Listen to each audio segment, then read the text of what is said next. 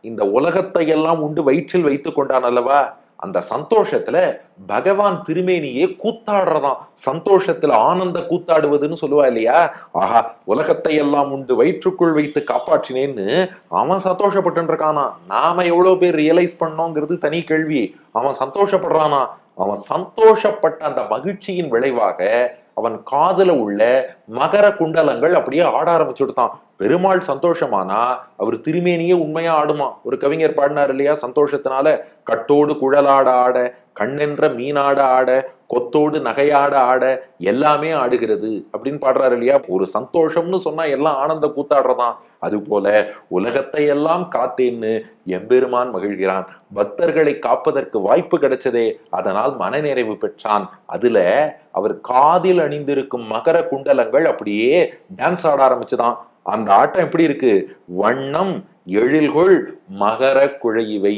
இந்த மகிழ்ச்சியினாலே ஆடக்கூடிய வண்ணம், வண்ணம்னா நிறம்னு அர்த்தம். அந்த மகர குண்டலங்கள் இருக்கே அதன் நிறம் பரிபாகமாக பரபாகமாக அமைந்திருக்கிறது. மணவாள மாமுனிகள் வியாக்கியானம். பரபாகம்னா கான்ட்ராஸ்ட்.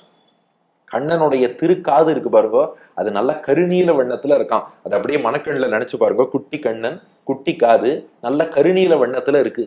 அதுக்கு வண்ணம் பரபாகம் கான்ட்ராஸ்ட். கருநீலத்துக்கு கான்ட்ராஸ்ட் என்னன்னா நல்ல மஞ்சள் கலர். கருநீலம் மஞ்சள் பக்கத்து பக்கத்துல இருந்தா பரபாகம் கான்ட்ராஸ்டா இருக்கும் இல்லையா.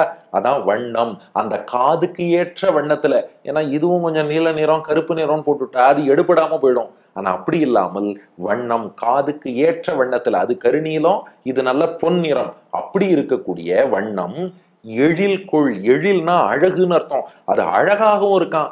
எதனால அழகுன்னா, இங்கதான் மணவாள மாமுனிகள் வியாக்கியானம் பாருங்கோ, ஸ்வசம்ஸ்தான வைச்சித்திரியத்தால் வந்த அழகை உடைய.